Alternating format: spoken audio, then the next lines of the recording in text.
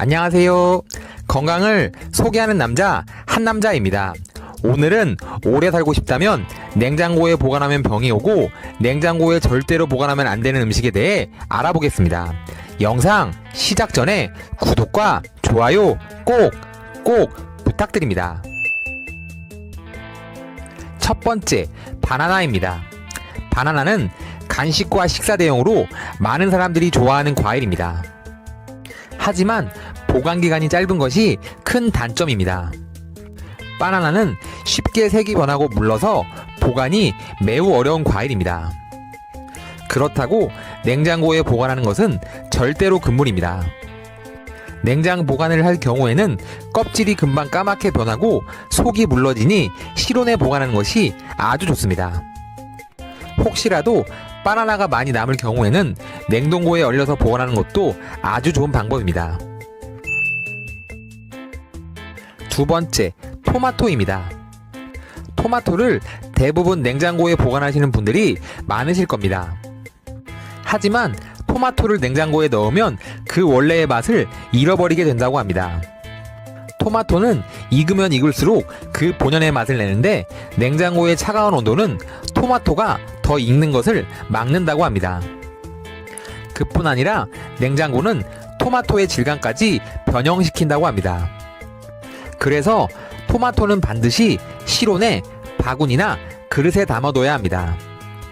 토마토를 보관하실 때는 토마토의 꼭지 부분이 항상 아래로 향하게 두어야 하며 서로서로 겹치지 않게 두어 싱싱함을 유지하는 게 아주 좋은 방법입니다.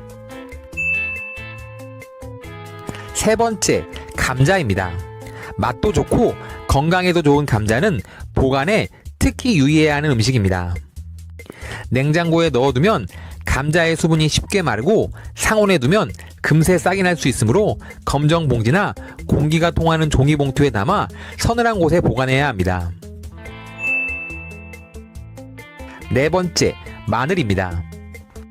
음식에 풍미를 더해주는 마늘 역시 냉장고에 보관할 때는 유의해야 합니다. 마늘을 냉장고에 보관하면 곰팡이가 생기기 쉽습니다. 마늘은 실온에 보관해 두는 것이 가장 좋으며 만약 마늘의 양이 많을 경우에는 다져서 냉동실에 얼려 두었다가 사용할 때마다 해동해서 사용하는 방법을 한남자가 추천드립니다. 다섯 번째, 양파입니다. 모든 요리에 빠질 수 없는 양파는 냉장고에 보관하면 안 되는 음식 중에 하나입니다.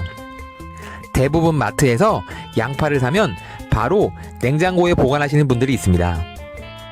양파를 냉장고에 보관하게 되면 양파의 수분 때문에 물러지게 되고 물러진 부분이 썩는 경우가 발생합니다. 양파는 통풍 잘 되고 서늘한 곳에 보관해야 합니다. 꼭 냉장 보관을 하셔야 할 때는 껍질을 모두 제거하시고 하나하나 물기를 닦은 후 랩으로 개별 포장하여 보관하셔야 합니다. 그래야만 양파를 오래 보관하실 수 있으며 썰어놓은 양파는 7일 이상을 넘지 말아야 합니다. 여섯 번째, 마요네즈입니다.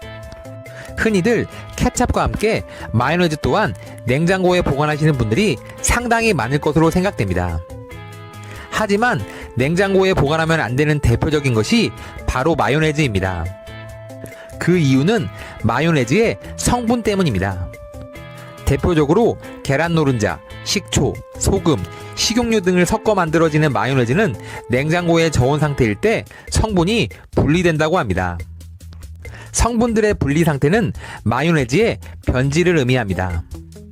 마요네즈는 약 10도에서 30도에 보관해야 각각의 성분이 분리되지 않고 마요네즈 그대로의 맛을 느낄 수 있다고 합니다. 일곱 번째, 꿀입니다. 꿀은 냉장고에 보관하면 낭패보기 십상입니다. 별 생각 없이 유리병에 든 꿀을 냉장고에 넣었다가 병 입구 부분에 하얗게 설탕가루 같은 것이 생기는 것을 본 적이 있으실 겁니다. 꿀은 뚜껑을 닫아 상온에 보관하는 것이 맛을 지키는 것은 물론이고 끈적이지 않고 깔끔하게 보관할 수 있는 최고의 방법입니다. 여덟 번째, 생강입니다. 생강을 냉장 보관해야 한다는 글들이 상당히 많습니다. 하지만 생강을 냉장 보관하면 생강이 쉽게 마르고 지저분해집니다.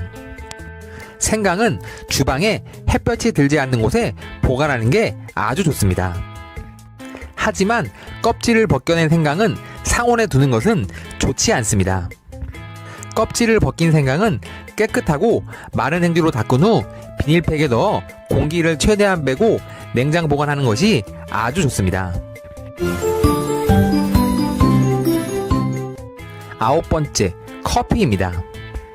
커피 원두를 신선하게 보관하기 위해 냉장고에 넣는다면 큰 낭패를 볼 수 있습니다. 그 이유는 커피 원두가 냉장고 안에 있는 온갖 냄새를 흡수하기 때문입니다.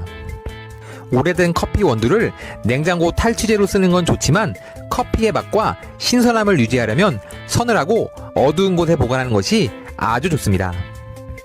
만약 커피 원두가 대용량이라면 지퍼백에 넣어 냉동실에 보관하는 것이 아주 좋습니다. 10번째, 수박입니다.